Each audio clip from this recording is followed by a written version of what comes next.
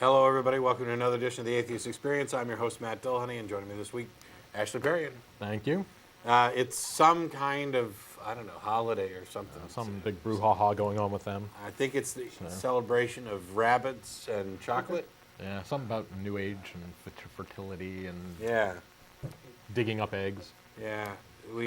I know that like Friday was also part of this holiday. There was, Okay. something about That's true. Passover or whatever. There's news about other stuff. We'll get to Cleaning news out in a little while. fireplaces or something. Welcome, everybody, to the Easter edition of the Atheist Experience. We're live today, Sunday, April 8th, 2007. This is a live public access call-in television program. We'll have the number up for you shortly. It allows the atheists in the Austin area to interact with the public, answer questions, discuss issues, compare beliefs, discuss anything that's relevant. We'll be bringing up some news items a little bit later and opening up to callers. The audio portion of this program is available on our website, www.atheist-community.org, and the video is now also available at Google Video. You can go to the atheist-experience.com website, go into the archives, and there'll be a link there labeled video where you can watch each episode after it's uploaded. We're sponsored by the Atheist Community of Austin, a nonprofit educational organization promoting positive atheism and the separation of church and state. The ACA has weekly meetings every Sunday at Ventana del Sol on East Oltorf. And in addition to this program, the ACA also sponsors a bi-weekly internet audio podcast called The Nonprofits, Prophets. We were live yesterday. Dennis Loubet is the host and features Russell Glasser and myself. We'll be live again in 2 weeks. That's on every other Saturday from 2 p.m. to 3:30 Central. It's 1900 Universal Time, I think. And while that program doesn't accept callers, we do run a chat service in conjunction with the program where listeners can log in and interact and ask questions, and we often get a lot of good information from the folks participating online with the show. In addition to the various media outreach efforts of the Atheist Community of Austin and the weekly meetings on Sunday mornings, the cast and crew of this show get together after the program to go to Threadgill's on Riverside. The show's on until 6 o'clock. We're normally down there around 6:30 or so. Any atheist or atheist-friendly person is welcome to attend any of our events. Membership's not a requirement, but if you're coming down to preach, proselytize, or provoke, please wait. We'll put the number up for you, and you can call in directly. There's a number of events, special events and regular events, coming up in the next month or so. Every Thursday, we have Atheist Happy Hour, which is currently at the Dog and Duck Pub downtown. I actually don't have the address for that, but I imagine it might be up on the screen here shortly. You can visit the ACA website for more details on that. There's a number of other social events that are available, some of which are available to members only. We host a lecture series that's open to the public that does not require membership. Takes place on the first Sunday of the month, except for this Sunday. In April, we're doing it on the third Sunday, which will be next Sunday, April 15th. And we'll have Lori Lippman Brown, who is the lobbyist for the Secular Coalition of America, coming down to speak to us. Special note for ACA members, there'll be a dinner afterwards. For more information, you can go to the members portion of the ACA website. Also, there'll be movie night hosted by one of the ACA members coming up soon. And any ACA member who'd like to participate in that, please see the website for more details. And remember to RSVP so that we know how many people are coming and who to make room for so that there's appropriate drinks, etc. I think, no, that's not all the announcements. I thought we were done with the announcements, but there's always just one more, and actually in this case, there's probably two or three more.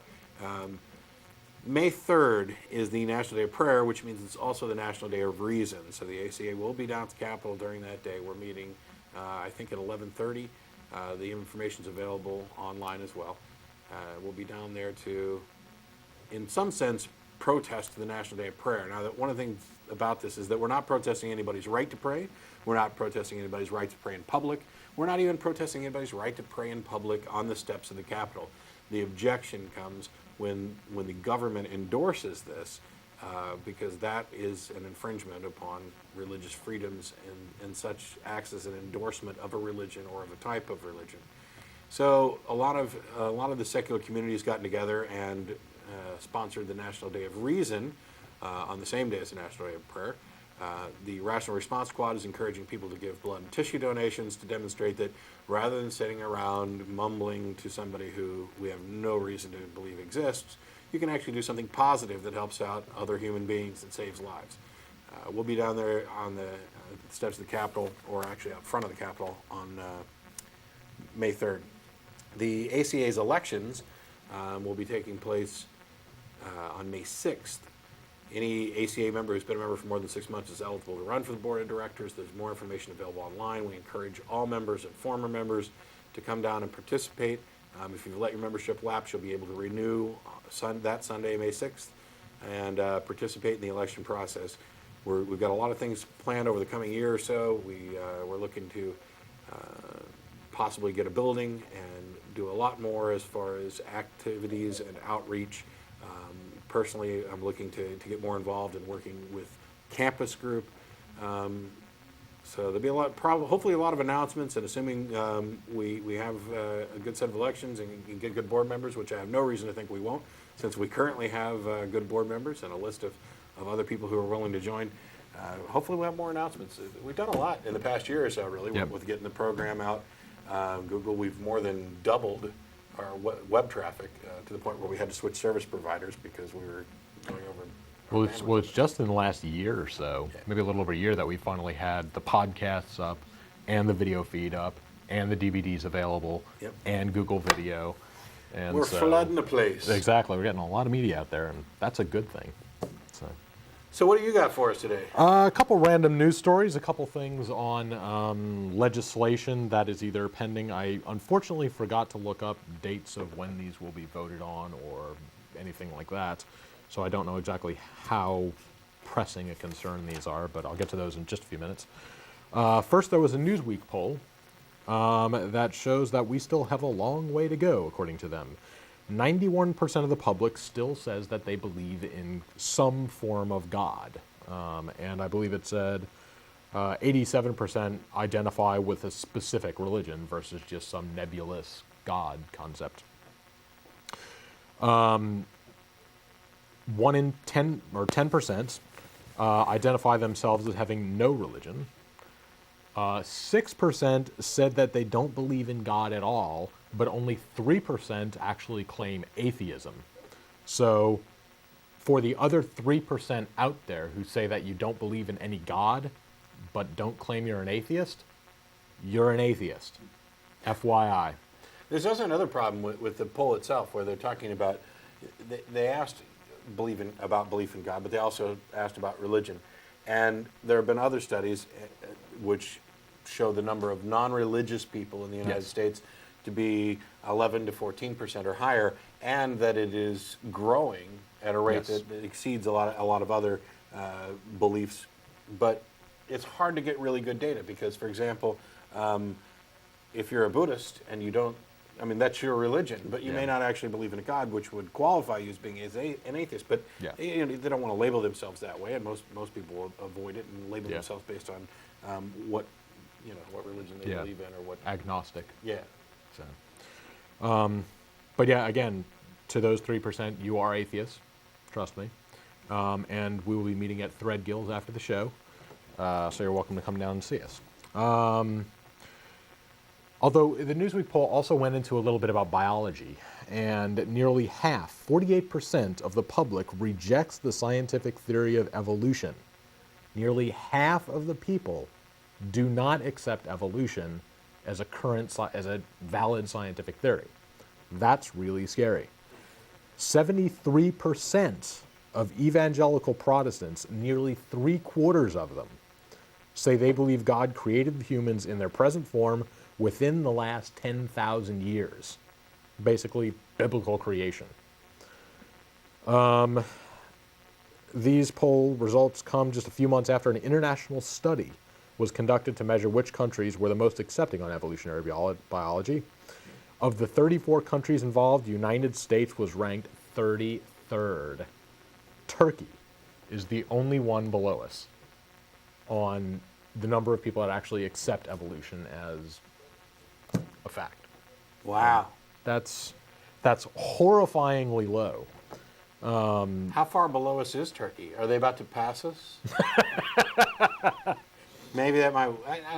I don't know though, because I was thinking, maybe that might wake some people up. But really, I think that a lot of these people may consider it a badge of honor. I mean, it is a fundamental tenet of their religion. Exactly. No, I absolutely reject evolutionary theory. This is absurd. Blah blah blah. It demonstrates how strongly they believe. Yeah. Because that's In hardcore. spite of everyone else out there and all the pressure from the rest of the world, we can hold our head high and say, no, we reject your theories. The problem is that theories are right. No and- matter what evidence you present me, I'll always believe the Earth's flat. Exactly. And they're also citing this article that it's religious fundamentalism that can cause the problem. And the reason that Turkey is lower than us is because Islam and fundamentalism is a little bit stronger than U.S. Christian fundamentalism, at least. And so they can be a little bit lower than us there. But we're not high above them. So, again, frightening, very frightening. We need better science education in our schools. Amen. There you go. That one gets an amen from me till I die. We need better education in general. Across Exactly. the board. In general, yes. Math and science is a big part of that. Yeah. I think that's where it's mostly lacking over some other areas. But yeah, in general, across, in the world, our educational skills are quite lacking. So, all right. And here's a bill. This is number 1567, SB 1567. This is a bill where what they're proposing to happen, it is a program to encourage pregnant women to place their children for adoption rather than have an abortion. Now, how they propose to do this is if you're about to have a baby or you've had one within the last 30 days, if you agree to put it up for adoption versus have an abortion, which how you can do that after birth, I'm not sure, but anyway, they will pay you $500 to put the baby up for adoption rather than have an abortion when you have it. Yeah, you actually have to go to the abortion clinic to get the Yes, paperwork. yes, the paperwork will only be available at abortion clinics, places that offer abortion as... Because we don't want to give money to people who weren't already considering abortion as an option. Exactly. If they were already going to give it up for adoption, Exactly. they're the good folks. Yeah, yeah. But again, that's kind of odd that they said that you can apply for this not later than the 30th day after the date the child is born. So up until a month after you have the kid, you can still go in and say, I want my $500, here's my baby. Oh, well, so basically, all those people who were convinced that they didn't want to have an abortion and decided to put their baby up for adoption now get a free $500. All they got to do is go in and say, I chose adoption over abortion, please pay me. Exactly. So, now... It's not like $500 would remotely cover the cost of carrying and Yeah, delivering a fetus anyway. $500 doesn't go very far when you're talking about babies. So if somebody comes in who's a month or so pregnant, wanting to have an abortion, and, let's say, I don't know, maybe they're some kind of teenager or something, now they've got to go through a waiting period, they've got to get parental consent. Oh, and in case that wasn't enough as well, here's $500. Would you please change your mind? Yeah. The next thing I'm waiting for is us to go like South Carolina and say, before you have an abortion, here's an ultrasound picture of your baby. Yeah. Because that's what they were trying to do in South Carolina, I believe it was, is say, before you can have an abortion, you have to have an ultrasound and actually look at the pictures of your baby, before you can have the abortion. So yeah, of all the hoops that you have to go through.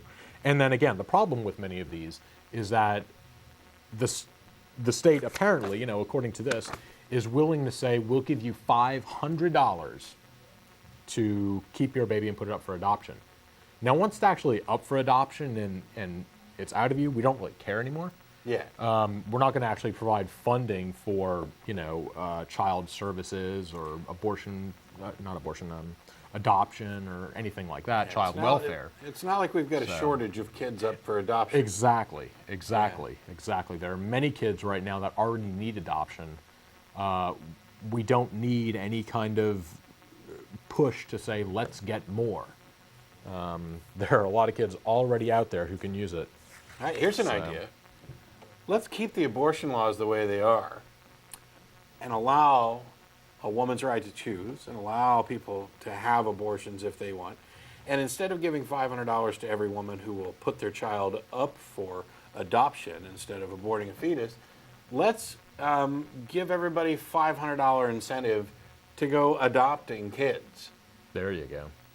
Hey, you're already going to get tax. They've done this, really. Oh, yeah. I mean, there's tax breaks and everything else. My brother and sister-in-law have actually adopted kids and got, a part of the adoption. I mean, it's expensive. It can be very expensive. From my understanding, and again, I haven't looked into this all as much, if you go through public adoptions versus private, then you have to put up the money, for legal fees and all that kind of stuff to get the adoption done. But when it's finished, you get a large chunk of that, if not all of it, back from the state, essentially. So the adoptions are not, they're expensive, but you get a refund. But and I'm not necessarily opposed to that because I think it's good to put potential parents through some hoops. Oh, yes. Yeah. You don't want to just... Anybody show up, sign a paper, and we'll give you a kid. And that one. Yeah. Exactly. We need to check out these people, but we do have a problem with a great deal of, unfortunately, unwanted children, and not enough people who are willing or able or capable of adopting. When people talk about population problems and the various crises that we may face with regard to outgrowing the potential resources, one of the things that gets lost in the shuffle is this idea that there are a lot of children that are put up for adoption every year that aren't adopted. Many of them are probably special needs children. Yeah. And I know somebody, somebody who would have much better information about this than I'm going to off the cuff. But certainly, a $500 bribe not to have an abortion is one of the most absurd things I've ever heard. Who suggested this brilliant idea? This was by Dan Patrick. Go figure. Dan Patrick. I understand you've got a beef against him for some reason. Who brought up this bill for the Senate to have the words "In God We Trust" permanently affixed above the lieutenant governor's podium? Yes. That passed unanimously, and I raked him over the coals for that. And oh, by the way, I didn't just pick on Dan Patrick. Everybody in the Texas Senate should be completely and utterly embarrassed and ashamed that they voted for this thing unanimously. This should have been opposed. It doesn't matter that in the 50s, the U.S. government decided to toss the Constitution out the window, get rid of a perfectly good, non-divisive national motto, and pick "In God We Trust" instead. Now they've got to go extending this and stamping it everywhere they can for no reason. This is a waste of time. You people are supposed to be there to legislate. You're supposed to be there to be doing things that are important. And instead, you're pandering to the people who put you in office of, see, look, I love Jeebus too. Here's my poster. Let's get it stuck up everywhere. Well, you know what else Dan Patrick's done? What has he done? I tell you what. Recently, the legislature opens its meetings with a prayer. Yes. And recently, they had a Muslim come in to give the invocation or prayer or whatever else. And Dan Patrick, in demonstrating his incredible tolerance and his wonderful understanding of true religious freedom and how it applies to everybody, got up and walked out. You, sir, are an amazing hypocrite. You do not deserve to be in public office. You shouldn't even run in a grade school classroom. As a matter of fact, I don't want you near anybody's kids. This is such, people. We're asked a lot. Why is this such a problem? Why do you make a big deal about this? I mean, it's not like anybody's preventing you from running for office or anything else. No, but if you take a poll, you find out that atheists are the least trusted minority in the United States. Now think about that for a second. When you do a poll, you're going to get, let's pluck two people out of this poll. And these two people, while we don't know for sure they exist, we're pretty sure they exist. And person A despises everything about the philosophy and religion of person B and thinks that they deserve to go to hell. And person B thinks the exact same thing about person A. And yet, despite that, both of them got together and said, we don't like those atheist guys even more than we don't like each other. And why? For what reason? Simply because we don't happen to believe the same thing that they believe? There's nothing that says that atheists are any less moral. In fact, there's good correlative evidence that we may in fact be more moral. There's a slight change in population in prisons among atheists, but there's very good arguments that may not be the case. In any case, these issues are important. And when you have legislatures, and as I said, I don't mean to pick on any one particular individual, apart from where the names keep propping up. The entire legislature voted unanimously for this other proposition. And now we have people walking out, and there were other Christians who would say things like, well, where does he have the right to say Allah in our building? What? Yeah. Our building. He got the right to say Allah the minute you got the right to say Jesus Christ. Religious freedom protects everybody, regardless of what they believe. Exactly. If you don't like it, don't have it. Yeah, and while Dan Patrick is perfectly within his rights to get up and walk out of the legislature, it's unnecessary, and it demonstrates that there are a big problem still, where people do not understand what religious freedom is, what it means, and they don't really believe that it should apply to other people. Oh, they'll pay lip service all day long to the idea that everybody should be free to believe what they want. But when push comes to shove, what they really mean is that they should be allowed to believe what they want, and everybody else should be encouraged to agree with them. That's just not the case. Yeah. So you got lots of other news bits too. Yes, but as noted, our phone number is on the screen. If you have any questions or comments, please go ahead and call us up. We'll be getting to take calls pretty shortly. Yes, here's another piece of legislation that is currently coming down the pipe. This is one to try and have an elective course in history and literature of the Old and New Testament eras. This would be a mandated course in all Texas public high schools, where they would have to offer a course on the Old Testament and a separate course on the New Testament. Really? And these would familiarize students with the contents of the Old and New Testament, the history recorded by the Old and New, the literary style and structure, the customs and cultures of the people and societies recorded, the influence of the Old and New Testaments on law, history, government, and so on. These classes would use the Bible as their textbook of sorts. Now, one issue I do have, I mean, there are several, but one big issue I have with this is if they're going to start saying that this is a literature course, partly at least, we're going to look at it as a literature outlook, and what is the structure of the Bible, and how do they come up with, the imagery or whatever in there, then you'd think that they would at least standardize and say, okay, here's the version that we're going to use. Because again, different translations, different wording, different ways of saying the same thing. I think a better solution would be to use them all and show the differences between them. That would be a good idea too. If you're going to talk about it in the broad sense of how it's affected culture, and I've gone on record before as saying that I'm in favor of these kinds of classes, although not necessarily the way this particular bill is putting it forth. Which reminds me, if I express opinions here, they're my own. And they don't necessarily reflect anybody, including the ACA. As a matter of fact, the ACA may in fact not have any position on a certain issue. Yeah. But on this, I've been a proponent of creative religions courses. Yeah. And I think there's a good case to be made for studying the Bible as literature, studying the Bible to show its effect and impact on different societies through literature, history, sociology, whatever. But this particular, the way it's set up, it seems to be very unstructured and perhaps overreaching. I think one of the best things you could do, if you think that you need to get a Bible course, a course just about the Bible in a public school, have an atheist write it. Yeah.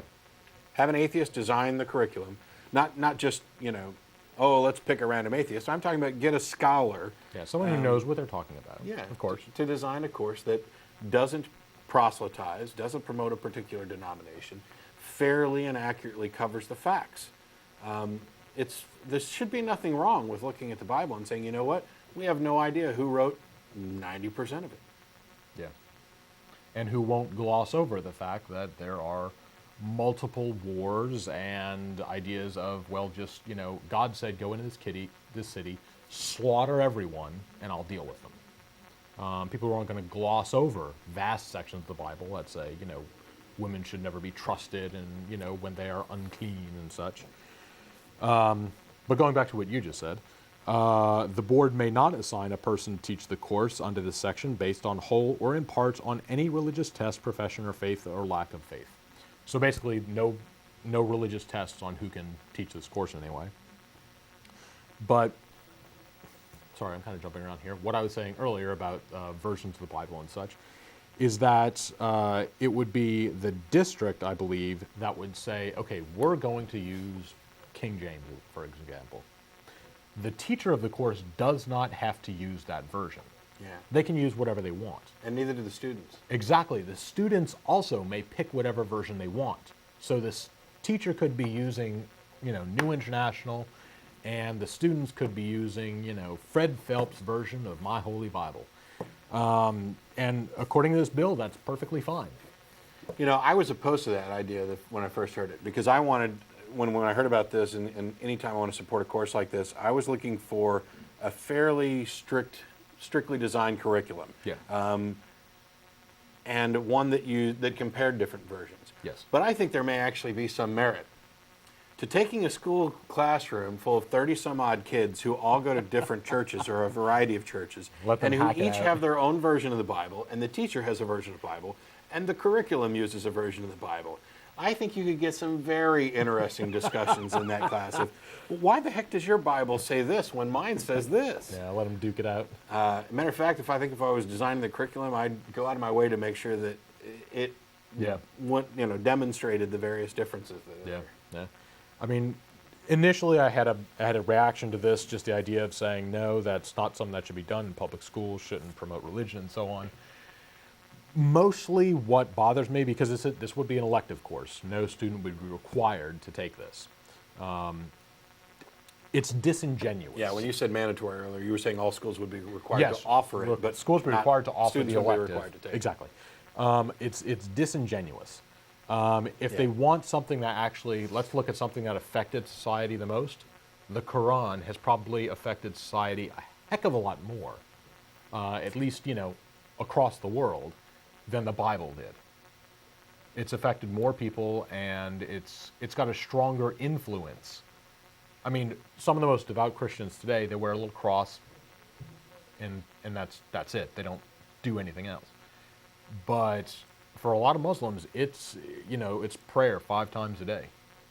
Yeah, I think it, one of the it most, affects their lives a lot more than it does Christianity does ours. I don't know if we're necessarily talking about impact in the same sense. True. But I certainly think that one of the things you could say about the Quran is the negative impact that it had. And I'm not going down the 911 route. I'm talking about that prior to Islam really taking hold, the Middle East was the hub of knowledge. You Yeah. had the library at Alexandria. You had some Exactly. of the greatest thinkers. There's a reason why we use Arabic numerals, because they're the guys who invented this stuff. Yeah. And what you see is after Islam began to take hold, that's when, instead of that being the hub of intelligence and science and research and knowledge, that stuff started migrating away. Yeah. Because when you have a religion that says you're not allowed to, draw pictures of Muhammad, and everybody who disagrees with you is an infidel, and blah blah blah. And I'm not overgeneralizing to say that all Muslims are vicious, kill the infidels. I'm talking about a general trend that is blatantly obvious to anybody who takes a look at the history of the region. And that is that everything's going great right up until the point where this religion takes over. Yeah. And then there's this stagnation that leads to decline. And Yeah. Yeah. Well, I mean, it's happened time and time again in Europe with the Dark Ages. The Dark Ages were not a time when atheism ruled. It was a time when religion came over and took over everything and basically squashed any form of knowledge or education. You may actually be able to make a good case that the United States is beginning its decline thanks to religion. But Exactly. Exactly. So. thanks to global warming, we may not ever have to live through it all to find out for sure. All right. I would say we should probably get onto a couple calls. Sure. We can continue We later. got the number up. The lines are full. Actually, right now we're going to go ahead and start taking calls. As a reminder, anybody who doesn't get to call in today or doesn't want to call in today and still feels that they want to comment and get their views heard, you can email tv@atheist-community.org. That goes to myself, all the co-hosts, and most of the people involved with the TV show. We cannot promise to respond to every email. There's simply too many of them, but I do try to make sure that I respond to as many as I can, and I definitely read all of them. except for the one or two that managed to get lost in a spam filter somewhere. When you're getting 300 to 400 a day, it's hard to keep up and make sure that none of them got eaten by the spam monster. Also, there's a number of questions that we get asked all the time, so many and so often that we've created a frequently asked questions portion of the website. You can go to www.atheist-community.org. Should be a link there to go to the FAQ, and I'll try not to direct you there automatically, but there's only so many times in a given show we can ask what's the difference between an atheist and an agnostic, and be expected to provide an answer for it. So let's go ahead and get started with the calls real quick. Is it Steve? Yeah. How you doing, Steve? Pretty good. The subject of the Bible study class, first of all, such a class would probably be very interesting. I nominate Matt to teach it. I think he would be really good at it. I volunteered. They won't have it. I know, but probably not. But the amount of time there is in high school for electives and the emphasis of what you have to select that's going to be valuable and useful. Not to say this wouldn't be really valuable and useful, but I mean, if you start looking for things like this, I think there are numerous other things. You mentioned the Quran, but even getting out of that, I think the Constitution of the United States of America, you're going to teach an entire class about a document and its history. Why not that one? I mean, that's a great document we all live by, and it affects us. Exactly. There's a lot of courses, potential courses that as much as I would like the idea, most schools have a comparative religion course or something along those lines. As much as I like the idea of potentially teaching a Bible class, I could probably name 10 specialized electives that I would prefer to see put into schools before a Bible class. And near the top of the list, I like your idea about teaching a course on the Constitution. I think it's generally just kind of lumped in with history and American social studies type thing. I think that you could have a course on the founding of the country alone and the importance of that document and the ideas that went into it and what the country was really like. I also think that it'd be nice to have courses. We tend to try not to put any burdens on high school students so that most of them can get into college. But as long as we're talking about electives, there's nothing wrong with having an elective on logic and rhetoric, an elective on critical thinking and skepticism, scientific investigation, human rights studies, kind of branching off from the Constitution about how in a cooperative, complex society where you have different people with different beliefs, how do we work together to make sure that we're protecting everybody's rights, that we're working towards a common good, and that people still have the right to hold their beliefs, but not impose those beliefs necessarily on the people around them. I think courses like that are far more important than a Bible course. And given the rough question, would you support a Bible course? My answer is always, absolutely, as long as the curriculum's done right. I support as many electives as we can throw at kids. Get them interested in learning, because not everybody, somebody is going to want to grow up to be a preacher. And, while I'd like to avoid that, I actually think a Bible course may be one way to avoid it. Because the Bible read properly is definitely the greatest argument for atheism I've ever heard. But I think the more we offer kids in schools to get them interested, if they're interested in studying and learning this, and we've offered them this elective, I think that has to spill over into the other areas that we're also expecting them to learn in. And kids just get bored.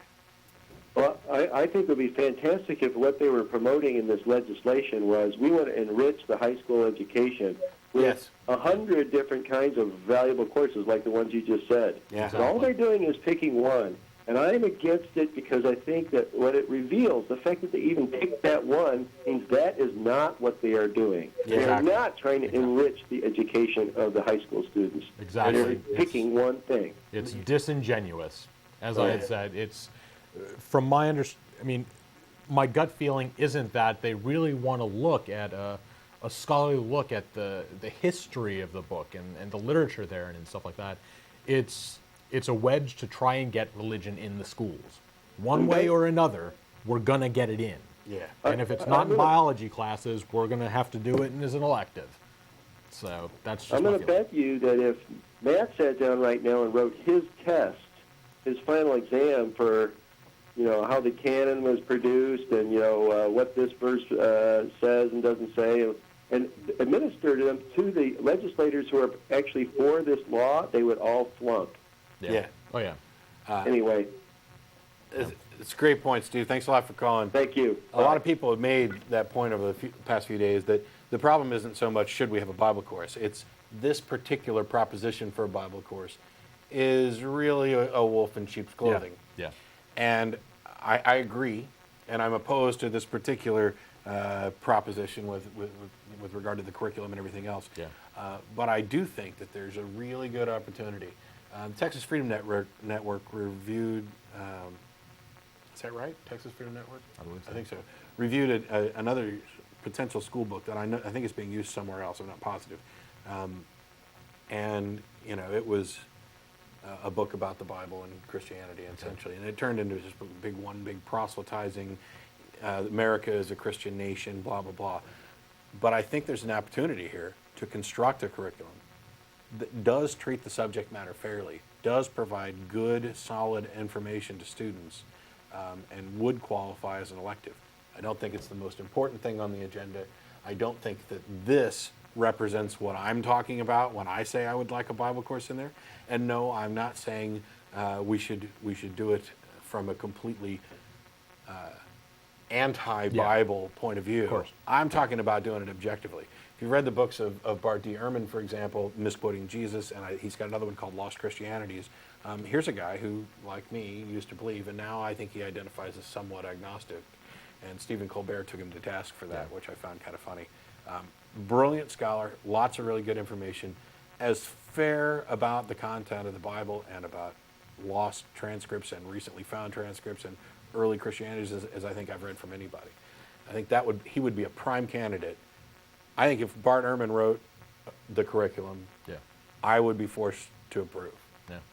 I can't imagine he'd do it wrong. Yeah. And I think had any course actually been developed, like you were talking about, with the kind of things you would like to see in there, I don't think anyone who would actually consider taking the course, or more importantly, the parents of the kids who would be taking the course, would ever approve of anything like that, because it's going to go into things that they don't want to see. Yeah. And things, that's Old Testament. We can't, we don't live by that anymore. Yeah, you'd be seeing the very doctrine wars that led to 1,000 and some odd Christian denominations. You'd be seeing them say, well, we don't believe that. And this other parent would say, well, we do. Yeah. And this other parent would say, well, we think you're both wrong, I don't know. There's a good opportunity here for a lot of discussion. Yeah. Unfortunately, I don't think it's definitely not enough to approve what he's recommending. Yeah, it's a bit too nebulous and too rife for abuse. So we got James on the phone. How you doing, James? Good. I was just calling in to your chocolate bunny there reminded me of something I noticed the other day. I'm going to crack this thing open and eat it here in a minute. Mostly to get those evil yellow eyes off. I know, the yellow eyes. I'm going to pluck the eyes out. What do you got, James? Well, I was driving down North Lamar the other day, and I saw there's a little pinata stand, and they're selling pinatas, and I saw the Easter Bunny pinata, and that struck me as a little odd, where you get candy from a bunny. The Easter Bunny brings you candy, and then you, later in the day, we're gonna beat him up. an effigy of him and hit him with big sticks until he, his candy guts fall out. And it just seems like it would make more sense if they had Pontius Pilate and Judas pinatas. They're down off of Cesar Chavez. I was down there the other day looking for a window for my car. There's our bunny. These evil yellow eyes. They were selling pinatas all over the place, and I actually thought about getting one to bring into the show today, but I couldn't find one that I wanted to find one of like Jesus on a cross, and I realized that none of the religious people are really going to want to beat that up to get the candy from the inside, but I thought it would have been really kind of amusing to the show, and not just because I like to pick on people. I actually am pretty, friendly guy for the most part. I just like to have fun. Well, I had one other question for, not necessarily for you guys, but see who might be able to answer it regarding that South Carolina get an ultrasound before you get an abortion law. And I'm wondering, what do they do in the event that the woman is blind? How can you look at the picture? Yeah. Do they have to make a 3D little diagram or something like that? Maybe you can they touch just and feel it. Maybe they just put the headphones on her, let her listen to the heartbeat. Oh, well, that's probably the answer. Well, anyway, I love your show, and I got to go, but keep up the good work. Thanks a lot, James. Thanks for watching. Have Take some care. chocolate. So we get the eyeballs out of the way. The bow's not edible, No. but the flower is. I don't know. He's holding a book. The thing had him Yes. as the professor, but yeah. Exactly. It's the Professor Easter Bunny. So, yes, a little There's a educational lot of- bent to him.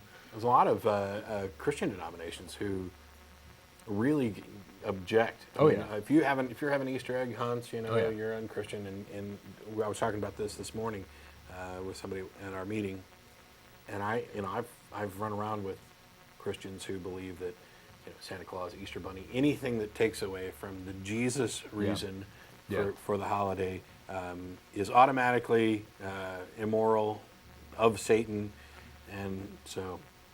Yeah. We've got my little Satan bunny here, and I'm Well, gonna eat some chocolate a little later. I mean, it's all, again, this is just taking over the old fertility yeah. rights and stuff like that. I mean, what do you think it's all about? Eggs, rabbits, all this, spring. It's all Yeah. about getting out there and having a good old time.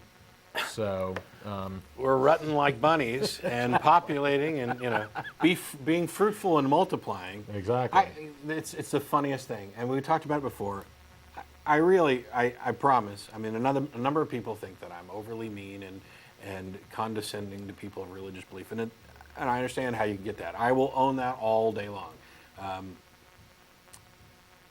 Well, that's an important message to flash at me. I just got a message from the studio to remind Ashley to bring home some of the bunny to his wife. And now I've completely forgotten what the heck I was saying. I'll get you for that, Kim. I really did. I forgot what I was saying. So we'll just go on to another caller, and I'll come back to it. We got Sue. How you doing? Hi, gentlemen. How you doing today? Good. I hope you're having a good start to the plowing and sowing season. We're trying. I wanted to, as usual, while I was on hold, you brought up something that was totally off of why I called. I happened to see on C-SPAN on Washington Journal the other morning this guy that was talking about that particular bill of having a Bible taught, and I really tried to call in on I'm for the Bible taught line, and I was going to say up front, before y'all hang up on me, I am an atheist, but I think that there's good things here. And as long as they started off with Bible means story, and then they said things like, well, Washington, as well as others, our founding fathers, were actually deists, not Christians, and that there was bad stuff in the Bible like slavery, and that we've had crusades and stuff, and that the covenant with God has been rewritten how many times? I don't know. Well, that's and because that God certain keeps... stories have been thrown out. If we talked about all of that, Yeah. I'm up for it. Yes, I'm for it, but the problem is that because those are the true things and things that should be pointed out, nobody else would approve of it. We can't teach... All the people who want to put these bills for the class would never approve anything like that. We can't teach the truth about the Bible. Exactly. I mean, and actually, if you go back to 1896, Colonel Ingersoll in his book in his essay about the Holy Bible, it starts off with the words, somebody ought to tell the truth about the Bible. And then it lists who won't and why they won't. The politicians won't do it because they're afraid of being, not being reelected. The preachers won't do it because they depended on it for their living, and so on. And he goes down the list, and he finally says, so I thought I should do it. And then he proceeds to rip the Bible to shreds to demonstrate Right. all of these things that you've been talking about and many, many more. Right. Well, they said lost. that the reason the Quran, I found this kind of funny. The reason the Quran doesn't rate as high a level as the Bible is because we're a country of Christians and Jews, and they're the children of Abraham. And I'm thinking, well, so are the Muslims. But hey, who am I? I'm an atheist. I don't know this stuff anyway. Well, if they would have just been Muslims and kept the same holy book, or at least part of the same holy books, then maybe they could be included too. But they didn't. They chose to go a different route. So, nana nana boo boo. But the problem I find, the biggest problem with that particular thing is they told, even the guy that was there as a representative and wanting it said his biggest complaint was that it only shows it in a really favorable light, like the good things that that religion did for us, and it doesn't talk about the bad. But that's not why I called. Okay. Why did you call? I called because I was reflecting the other day, which, you guys know I do that anyway. But I was thinking about the fact that right now, what we've been fighting about between religion and science for the longest time has been creation. And that's all well and good, but if you look at the Bible, it's a really big book. And we haven't been able to get our fight past, the first chapter The of first the first two book? chapters, yeah. What do we do when we get, up to stopping the Earth in its orbit, or being See, I eaten think by the large problem- fish? I think those have already been conclusively shot down. I don't know, man. If the world's only 5,000 years old, who knows? There was an argument that's often presented and tied to the Bible that scientists found the missing day. Yes. Yeah, from when the sun was stopped. It was astronomers who calculated the orbit of the Earth, and they found weird things about it. Yeah, they found the error, they found the missing day. And then, Bible, someone who was a Christian in the group stood up and said, "I know why your calculations are off." And Well, you know what? Meanwhile, it's mathematically really impossible crazy. to find that missing day, just for those people who didn't realize that. You have no frame of reference for it. But anyway, go ahead. What really makes me crazy, though, is there are two creation stories. Yep. And one could choose to say that the first creation is like building Sim City. And you've got your little Sim City going along, and then you get kind of bored with it. So now you want to play with Sim people. So then you put in your program, and now you're running Sim people, and those people are Adam and Eve. And evolution goes along with, the order of things is okay. Water, fish, people. I mean, we can do that. And I don't understand why no one's tried to just bridge that gap. Well, because the order really isn't okay.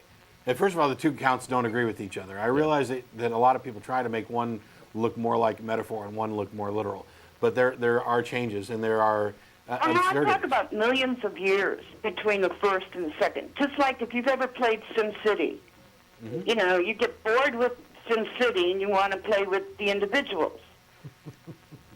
Actually, I think I'd rather go shoot things, but so I play would too, the but- shoot-em-up games. Well, thanks, gentlemen. I'll let you Thanks, get Sue. on with the show, and I'm glad that we didn't get preempted for any particularly biased reasons. Yeah. no, Thanks same. a lot. Yeah. For those who didn't notice, and if you didn't notice, sorry. Last week we were preempted by the Mormons. Yes. Only the first 30 minutes. So if you turned in like at 4:30 expecting to see us, saw some Mormons having a convention and said, I'm going to go watch something else, you did miss out because we did have a show after the fact. It was just only an hour long. So as a reminder to Sue and everybody else, after the show, every Sunday we get together, we go down to dinner at Threadgill's. Any atheist or atheist-friendly person is welcome to join us. You don't have to be a member. You don't even have to be a non-believer. You just have to be a decent person who's not coming down to cause trouble. Because, it's dinner. Some of us like to eat. So, Also, going on to a little quick side note here, I wanted to comment on this when you were saying it, but you were talking earlier when I was going over the legislation stories about how the time in legislature was being wasted on lots of these bills. And I know one morning, this was a couple of years ago, I woke up, I was flipping through the channels, and I came across something that was a state legislature and going about their business of the morning and voting on all the different proposals and bills and stuff like that. Not a single one was something I would consider worthy of hiring and electing and paying governors and legislators and stuff like that to do. It was, we recognize Tom Myers at the Austin High School for his excellence in gymnastics, and, oh, yay, and we recognize such and such 50th anniversary, yay. And it was all stuff that, I mean, as much as it would be nice to be recognized for your accomplishments in life, this is the government. They should be getting on with things that are just a hair more important than how well you did in gymnastics or it's your 25th anniversary or whatever. And so that was just horrible to see that. I just see it as a vast waste of time of people who should be doing. They have much better things to be doing with their time than voting again and again and again to say yay on this and nay on that. And it's things that really have absolutely no bearing on how our government runs. So that's it. We still got a couple calls. Yeah, let's go on to David. How you doing? Hello? David? Hello? David? David, are you there? That's too bad, because David was calling to tell me that there aren't conflicting stories in Genesis. I'm pretty sure if you have internet access, you can go and Google, and there'll be a really quick verse-by-verse comparison about the order. Oh, David, no, he's not. We've lost everybody on all channels. Everyone's gone. So Evidently, everybody got hung up on. We apologize. I don't know how that happened, but we'll go ahead and do one other thing while we're waiting for the call screener to get everybody back on here.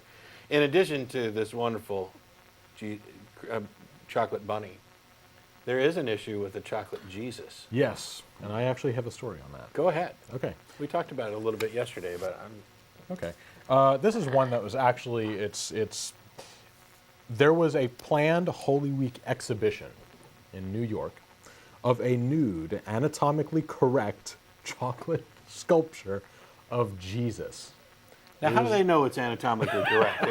Is it anatomically correct with like the average man? Are they Exactly. Or is it like, Is it Jesus of was biblical supposed to be proportions? Yes. So.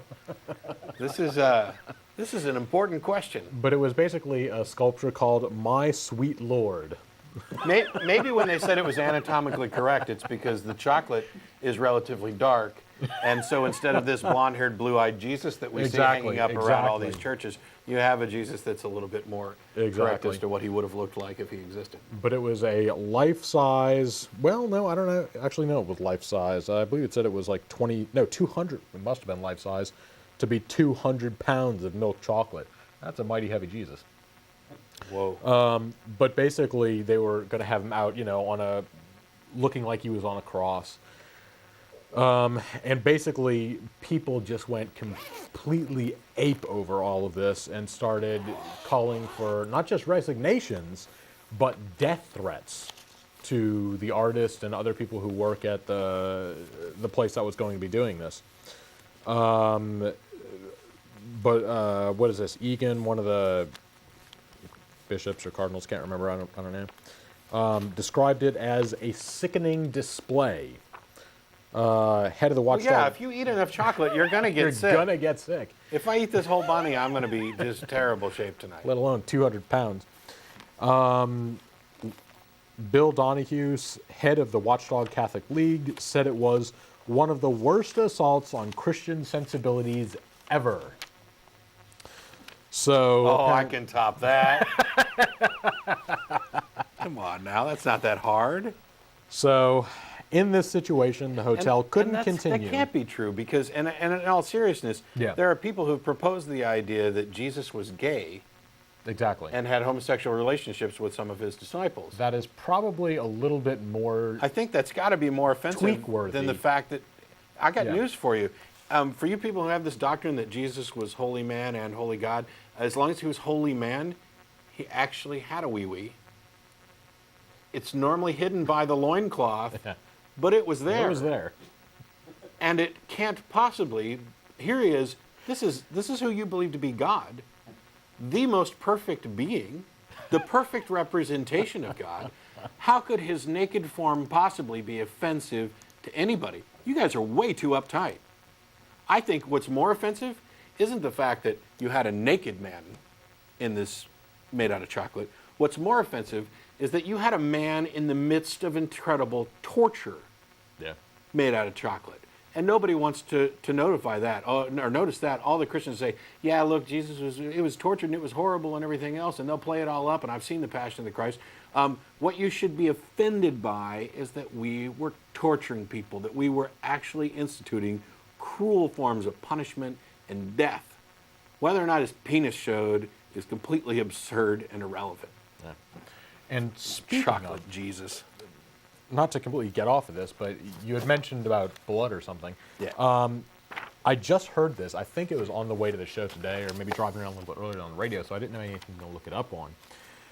But there was basically a little blurb on the radio saying for costume production and stuff like that, when is the most blood, fake blood, actually sold and ordered? And it's not Halloween as you'd expect, it's now. Because in Halloween, you go ahead and you get these little vials like this and you drop a couple things on your cheek and there you go. But when you want to, have a portrayal of, Jesus on the cross, and with how bloody they want to make it these days, you need a gallon-sized jug to do that. And so they're saying that they get more blood orders now than they do at Halloween. That's kind of scary. Which I would love to see the numbers. That would just be very surprising, but maybe. So while we got sidetracked about the chocolate Jesus, David actually called back. How you doing, David? Hey, can you hear me this time? I can. Oh, thank God. Boy, I was going, why You can thank God if you want. I'll thank the guys in the booth who reset the phone The system. technician. By the way, it's great to look in the mirror at you guys here because you and I look so much alike. We There's both another have, bald guy no here in hair, the and we have audience. long earlobes. So what'd you have? No, I hardly have any time now. I had more time when I called the first time. There you go, about a half an hour. Unfortunately, I just wanted to say this.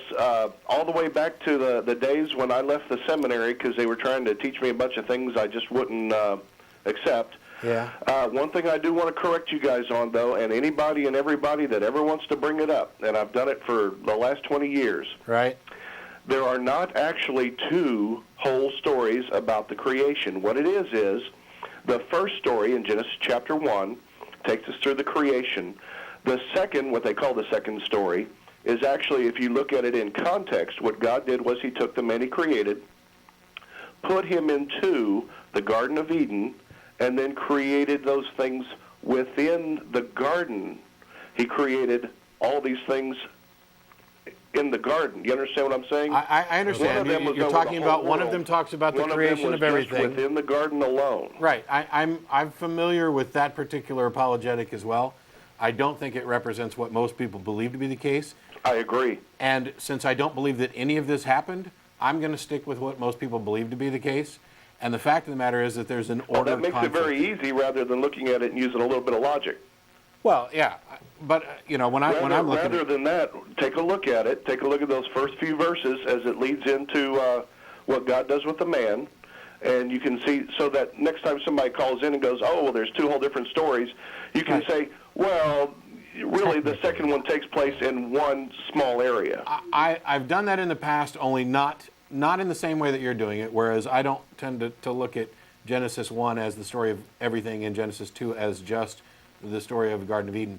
I do, but I don't do it in that sense. So you basically agreed with me already, you just didn't have time to tell that lady.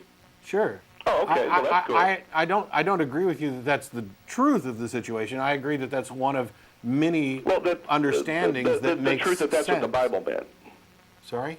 The truth that that's how it's actually laid out in the Bible. I think, well, Because whether you believe the Bible or not, it's laid out a certain way right there. I think that that's one way to interpret the way that it's laid out, and that it is one way which makes decent sense if you're going to accept the presuppositions. But I don't think that that's representative of what most people would believe I agree. to be the case, which is Of why I course, don't most often people bother. believe there's a God as well. Yeah, there are You times can't always when go by what most people believe, and I'm sure you've said those very words. what I'm saying is that I don't want to be accused of arguing against caricatures and straw men of people's religions. So when I say things like, when I talk about, for example, what do you need to do for salvation, I'll bring up the contradictory elements in the New Testament, whereas you've got Jesus saying, sell all your belongings, give the money to the poor, keep the commandments, and that's your path to salvation. And then you have some of Jesus' apostles saying contradictory things, that salvation is by grace through faith, that it's based on belief. Then you've got James who comes back and says, well, it can't be just faith, it's got to be faith plus works in order to demonstrate your faith. There's this big muddy thing about salvation. But the fact of the matter is, for most Christian doctrines, it's not that muddy at all. They've come to a conclusion about what their doctrine's going to be, and I'd much rather talk about that than, in this case, I'm not even convinced anybody buys the Genesis story as anything other than allegory and metaphor. Sure, it's too bad we Ashley, don't have hours to sit and talk about it, of course. Yeah, until Listen, Ashley shows up with... I do have to go. Yeah. Would you mind if I asked you a little bit more of a personal question? Then I have to hang up and see if we can get your answer while I'm taking off for work here. I'm not going to go out with you. No, go ahead, ask the question. Oh, man, darn it. Actually, and I ask this of everybody because I fall more in the what you would call theist or even to agnostic area. I've never quite understood why someone would be a full atheist rather than an agnostic.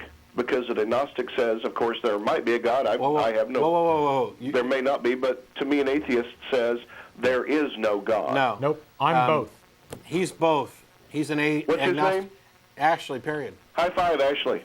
He's an agnostic and an atheist because Gnosticism and agnosticism address what you know or claim to know. Right. And theism and atheism Listen, you address go on with that. I've got to hang bet. up. Thank you Thanks, so Dave. much, Thanks for guys. calling. Thanks, Dave. Theism and atheism address what you believe or what you disbelieve, claim to believe, whatever. We had a big go-around about this as to whether or not Yeah. atheism simply means lack of belief. And I keep putting forth the idea that we have to use that definition because it's the one that's most inclusive. Atheism means that when somebody says God exists, you don't accept that as true. That does not necessarily mean that you accept the contradictory position, God does not exist, as true. You could be an agnostic. You could, I shouldn't say that there. You could be leaning one way or the other, but not committed to accepting either proposition. In my case, I choose to use the label atheist because I think it best describes what I am with regard to what I'm doing. And that is that I think these faith-based notions of belief, the license that we give ourselves to believe things without sufficient justification, is a bad thing. And so rather than calling myself a secular humanist or a rationalist or a naturalist or an agnostic, I choose atheist because it's the one that comes closest to addressing what I think are the core issues. The other thing is that there's implicit atheism, which is something like an infant might have. An infant has no concept of God, so he cannot therefore believe in a God, and that would be implied atheism. There's explicit atheism, where you can analyze the concept of God and come to some position whether you disbelieve or believe. And as long as you don't believe, then you're an explicit atheist. And those would both qualify with this broader definition of weak atheism, where you're disbelieving the proposition that God exists, but you're not necessarily accepting the contrary proposition that God doesn't exist. That is strong atheism. I also happen to be a strong atheist. I not only don't believe in any of the gods that I've been presented, I believe that God doesn't exist. Now, I get attacked, and other people do, by people who prefer the agnostic position and say, well, you can't know that. Well, I have news for you. I'm a strong atheist, and I'm an agnostic in the sense that you use it. I'm not claiming knowledge as an absolute certainty. What I'm claiming is that after evaluating the evidence, after considering logical arguments, reason, analyzing the various claims, I've not only come to the conclusion that they haven't made their case, that there's no good reason to believe, but that there are very good reasons not to believe. That I'm not absolutely certain about anything, because absolute certainty is a red herring that is useless. And all it does is bog up the conversation. When you say, I know there's no such thing as leprechauns, you don't really know. You don't know absolute certainty. You haven't been everywhere in the universe. And that argument that Ray Comfort and others use about, how many hairs are on the back of a yak, and you can't know that, so therefore you're an agnostic. Yeah, you're right. As long as you're going to use those definitions, I am an agnostic. I'm a strong atheist because I'm just as certain that there's no God as I am that there's no fairies. In fact, as I've said before, I'm more certain that there's no God, and this is strictly based on the definition. You have God and fairies, both supernatural entities for which there's no evidence, no good reason to think either one of them exists, and this God one, is vastly superior in broad in the range of supernatural elements than the fairy. The fairy is a much more reasonable supernatural creature. So I'm more convinced that God doesn't exist than the fairies don't exist. But neither one of them are worth a moment's consideration. There's no good reason to think they exist. There's no probability. Amen. Hey, he said amen. So Preach- in addition preach to being on, brother. agnostic, he may actually Preach be an on, atheist, brother. too. Anyway, that's the Atheism 101 for the day. What's the difference between agnosticism and atheism? We do it a lot. I fine-tune it a little bit, change some things. It's something that needs to be done. Yeah. Because of the audience of this show, it's something that we're going to get again and again, and it's always worth going over. So I'd almost bet we hear it again before the show's over, but maybe not. Anyway, let's go on to Ben. How you doing? Good. How y'all doing? Good. Listen, first about your statement about leprechauns. I don't know if y'all know this, but there was a leprechaun sighting in Mobile, Alabama last summer. I laughed my ass off. I did see to that. it. 10-4 on that. Now, Did you my see the second artist question, sketch? I was posting a question on the Texas Hunting Forum last weekend about the proper handling of wounded game. And someone happened to post back a question about where atheists go when they die. And I need y'all to settle a bet. I'm going to take my question off air because I need to use the restroom. But go ahead. The kids are watching. Come on with it. Okay. What happens when we die? Well, he said, where do atheists go Where do when we die? go? Most 6 feet under. Yeah, I'd say somewhere underground in a box. Typically, Actually, maybe in one of those little memorials in a jar. I can maybe help you win the bet no matter what your answer was. It depends on who you ask. If you ask a Christian, we're going to hell. we don't happen to believe in hell. Yeah. If you ask people of other religions, we may also be going to various hells. If you ask some other Christians, we may actually be going to heaven. I actually have a stronger likelihood of going to heaven if it exists than Ashley does. Okay. Because I was this particular true. brand of fundamentalist That's Christian true. that believes in the once saved, always saved. Yeah. So my So- apostasy may even be Exactly. You're set. So What happens when we die? As far as I'm concerned, we're dead. I have no reason to believe that there's any such thing as a soul that transcends a body. I'm fine with the idea of soul in the poetic sense. Just to me, it's kind of another way of saying, mind or essence or human being, whatever. But the soul is something that transcends the body. I have no good reason to think it exists. I don't have any good reason to think an afterlife exists. And that means that when I'm dead, the things that are me pretty much stop being me and start being fertilizer. Although it takes a little while because they pump you full of formaldehyde and stuff like that so that, just in case you were murdered, they can exhume you a little while later and find out for sure. I doubt that's why they do it, though. I don't either, but it was fun, and I watched CSI the other night. Okay. I like CSI. I like all science shows. The thing is, one thing, as long as we're on this point before we go on to another caller, the one thing about accepting that when I'm dead, puts me in a very different position than I was in when I believed that I would live on forever and go to heaven. And the thing that we can say is, if this is the only life you get, then it becomes infinitely valuable. Mm-hmm. The more you believe that you're going to live forever after this life, the less valuable this life actually becomes. And one of the things that I found, and no matter what any of you think about how evil we are, about how we don't love people, we can't care about others, I find that all to be a big crock. I find atheists that I deal with, while some of them, like myself, can on occasion be arrogant and condescending and ridicule ideas that we believe are deserving of ridicule, I find that in general we're some of the most compassionate and caring people who are most concerned about this reality, this life, the only one we know we're going to experience. You have to be. If I'm going to be dead, then I don't have to have the luxury of thinking that, well, maybe I treated them terribly in this life, but I'll get to apologize in the next one. No, you need to treat people right from the get-go. You need to, it's not, this idea that Jesus is coming back so we don't have to worry about the environment. No. Don't do that. You're betting everybody's life on the fact that you're right.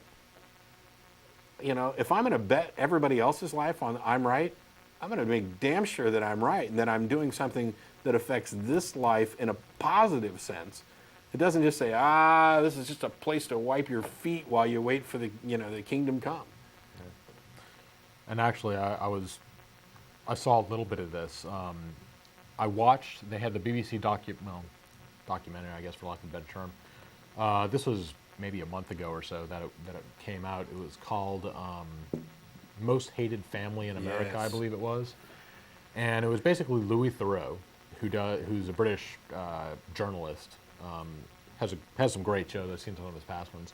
But he goes and spends some time with Fred Phelps and his family. which is basically the God hates fags guy. They go out and protest soldiers' funerals and other churches and hardware stores and pretty much anything that, if they can stand on the corner, they'll have a sign out there protesting it. I watched it originally with the intent of, I'd seen other documentaries on similar type things where I was kind of looking to see a human side, because I'd seen these people in terms of news stories and protests and whatever out there, and they are despicable. I mean, that's, I don't know a word to use, but I abhor everything about them.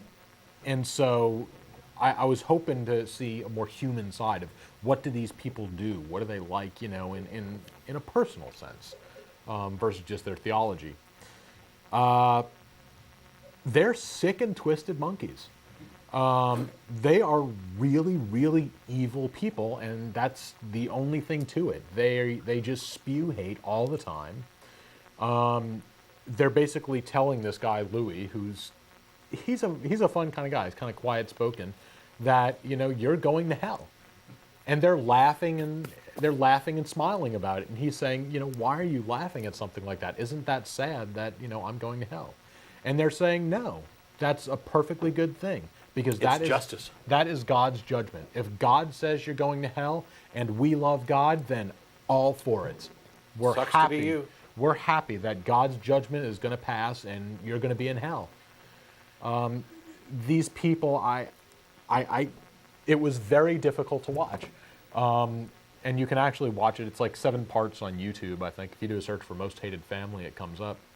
And let me hit one side rant of this. Okay, but just Go in ahead. a second. The one question that was not brought up, and after watching the whole thing, I can pretty much answer it for what they would say, that he didn't bring up, which upsets me, is, do you agree with this? Because what they said a couple times is that it says in Scripture, or this is God's judgment, that anyone who isn't, 100% Bible should burn in hell. Well, I understand that that's what the Bible says, but do you think it's right? And a lot of people, that question isn't often asked. They'll call up this show, for instance, and say, well, the Bible says that you're going to hell. It doesn't matter how good of a life you led, you're going to hell because you don't believe in Jesus Christ. Well, I understand that that's what the Bible says, and you may agree with that, or you may accept that, but do you think it's right? Do you think that Gandhi, for instance, deserves to burn in hell for all eternity just because he didn't believe in Christ? Now, just because the Bible says so doesn't make it right. And so that would be my question that he should have posed to the Phelps. And unfortunately, that wasn't done. He asked them, is this what's going to happen? Do you think I'm going to hell? Well, yeah. But that doesn't mean it's right. So anyway, we've got a couple calls lined up, I believe. Yeah. Yeah, we're But back on that. Because I Yes, know you had a point. what you just said about Fred Phelps' family, I know that all of a sudden there's several Christians out there watching saying, well, that's not my religion. Of course, and That's not who I am. You guys you're talking Exactly. about these extremists. And- There are perfectly reasonable Christians out there. Exactly. We know that. Yes. Now, why don't you get off your ass and tell everybody else that? Go out there and say, no, Fred Phelps, you don't represent me or my beliefs. It doesn't matter that we're sharing the same label. Go out there and get on the news and say, these guys aren't what we're about. Because I don't see that. I see a handful of people commenting on it from time to time. But when I talk about how I appreciate reasonable, liberal believers of all walks, Christianity especially, who happen to agree on social issues, on how best to work as a cooperative society in areas where we disagree, who hold reasonable beliefs about science and education, I still have a problem because you're sharing the same label, the same holy book, and you sit there and you would rather keep quiet to keep the peace than go out and say, no, that guy does not represent me. And you know why? I think because a lot of you may know that Fred Phelps, his doctrine is biblically sound. Sure, you can come up with verses to show where he's wrong, and he can come up with verses to show where he's right, because the Bible's a big book of multiple choice, and if it says specifically that you should take homosexuals out and stone them till they're dead, that you should stone unruly children, that human sacrifice is something that God will go ahead and sign off on, then that's the way it is. And while you can talk all day about turning the other cheek and loving thy neighbor, you're picking and choosing, and you're picking and choosing the things that best represent your own moral sense, the things that you think are right. And that's great.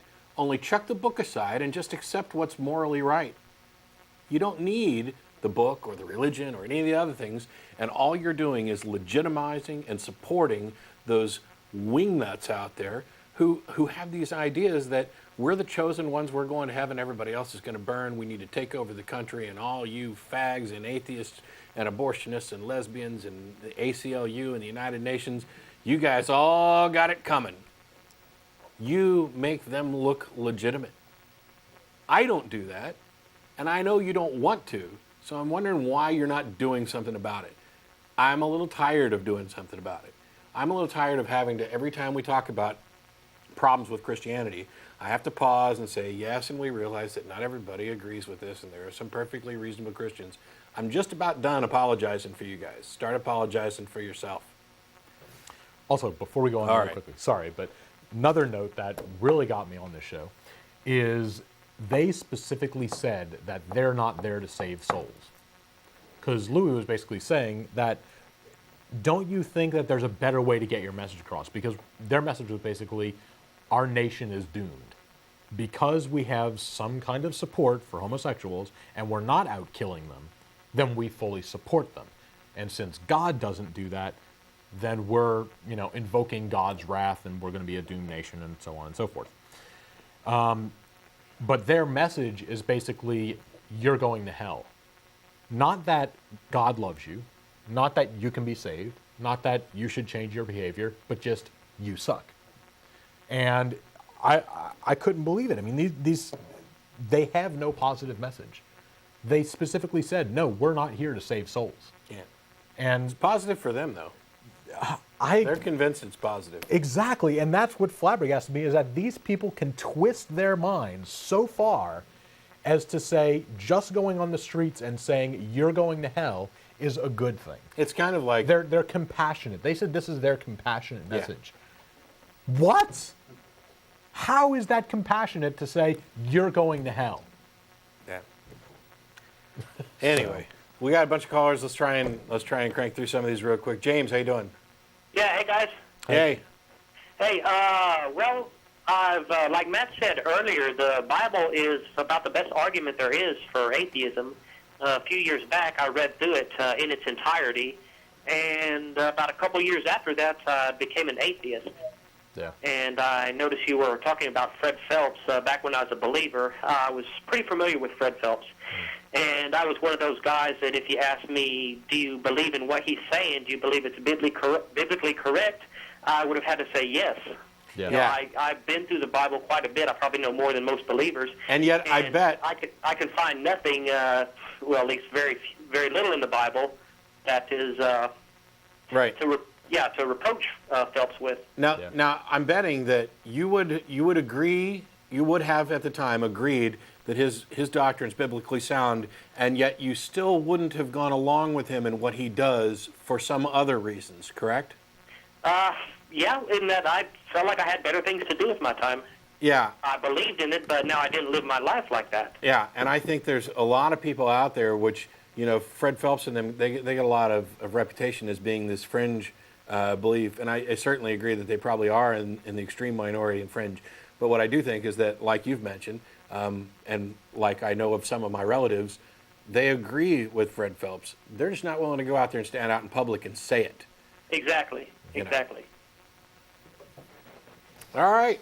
Oh, also, I've taken a look at that rabbit on screen, and it looks like the studio lights are melting it. No, I poked out the ears. Oh, maybe you could have that. Maybe that sculptor could donate that chocolate Jesus statue, since there's so much so much controversy over it, just donate it to the Atheist Experience. Yeah. There you You go. could have it there next week. You I could have your own little We'll Atheist have our communion. chocolate Jesus up behind us here. Well, that was the funny thing is that The there was body this of Christ. there was this representative. Thanks a lot for calling, James. Oh, Appreciate sure, it. thanks. There was a representative of the Catholic Church who came on to, I think, Anderson Cooper or something on CNN, and was basically saying the artist claimed to be a Catholic as well. And he's like, you're not a real Catholic. This is the most offensive thing. And I think it's patently absurd that you call people in and ask them to eat the body of Christ. And I'm sitting here thinking, are you kidding Hang me? on a second. When that communion wafer, Dennis Yeah. LeBay brought this up yesterday, when that communion wafer turns into the body of Christ, do you have any guarantee that it's not that particular part of the body of Christ? Come on now. When you've got doctrines that are that silly, Yeah. Yeah. you can't throw stones at anybody else. Who are you kidding? Mark, how you doing? Hey, how are you guys doing? Oh, pretty good. Having fun on Easter. Good. Well, I was interested in your being an atheist and an agnostic also together. I was wondering what you feel about the idea or the concept of some sort of interconnectedness between beings and some deeper consciousness or something like that where we have these things like premonition, where we have things like gut feelings, I guess. We would be just the- had a big the best. discussion. We just had a big discussion about intuition as well. You want to hit that one real quick? or- Mostly just a quick note that I have yet to see any kind of evidence out there that this actually exists. There are a lot of stories and one-off things and psychics of various kinds, paranormal, Right. for a broader scope, where they'll be right every now and then. Right. They fail to point out the 39 times that they were wrong. Yeah. But they'll point out the 5 times that they were right on something. And Exactly, but what laws of chance pretty much say that if I were to make 10 predictions right now, some of them would come true. Right. What is the you believe is the idea? What do you think is the impetus behind a person's premonition that's not trying to, but it just happens? Yeah, you get an intuition. And then something then the exact thing or something very, very similar. Actually- or, if not exact, it's very similar happens. And that being a non-believer, in any kind of deity form, I don't believe in a deity form per se. Okay. That I wonder about those kind of things because I do believe that happened because I know it's happened. I know it's happened to me. Sure, it's Yeah, happened to everybody. I Yeah, can it's happened come to out and everybody. go, It's well, I'm going to take 400 people and tell them Right. something about each one of them, Yeah. but these things do happen to me Right. on a very spontaneous level. I actually answered this exact question last night in the forums because we were talking about intuition, and this is something that's happened to everybody. The thing is that one thing we're really good at, basically what we do in life, because we can't possibly have time to analyze everything, every claim that we get in detail. So on some levels, we have to trust those people who are demonstrated to be reliable authorities in certain areas. That's one element of it. The other element of it is that we're creating a toolbox in our minds. We're creating a way of viewing the world all the time. And when we teach ourselves critical thinking skills and analysis, and all of the experience that we have comes together so that you don't have to think about everything that happens. When you throw a ball up in the air and catch it, your brain doesn't have to, it does in a sense, do the calculations of that ballistic curve, but you don't have to know anything about it, and you could probably do it with your eyes closed as long as you're not throwing too high. We're really good at that kind of intuitive thinking because what's really happening is our brain is constantly working behind the scenes and considers things at another level. That doesn't mean that there's anything supernatural or metaphysical going on. It just means that your brain is incredibly good at processing stuff. That it can be thinking about, for example, while I'm talking to you and thinking of the words that I'm going to say next, I'm getting sensory input all the time from everything around me, and my brain processes all of that. So that if somebody throws something at me, my reflexes can catch it. But that's also something that we've trained. It's the reason why athletes practice. We train to have the best intuition we can to make the best decisions we can. So, for example, if you are at the airport and you have this gut feeling that this is just really going to be bad, and you decide not to get on the flight, and you find out later that that flight crashed, that's very impactful. The problem is that you're remembering that one hit and forgetting all the misses. You're forgetting the other times where you've had trepidations about doing something and it turned out to be okay. All the other times that, and on all the other people who have had this idea that this plane trip is just going to be terrible and maybe I shouldn't go, and it all turned out okay. We overemphasize the things that hit. So there's a little bit of coincidence going on. There's a little bit of normal, intuitive thinking that really is reasoning in much the same way that basically you've already reasoned this out earlier for some other situation, and now you're experiencing a similar situation, so you get to rely on the reasoning that you used previously to kind of come to some kind of conclusion. Whenever we test whether or not somebody really has these sort of intuitive abilities, that when we put it in the frame of, oh, they're psychic, and you put out 10 boxes with 1 red marble and 9 blue marbles, and we try and find out if anybody can get any kind of intuitive premonition beyond what we'd expect from chance about where that red marble is, they fail every time. Nobody's ever demonstrated this, and anybody who does has got an easy $1 million from the James Randi Educational Foundation. It's I'm not trying to say that psychics or these people that come on as psychics that say they're real. Yeah.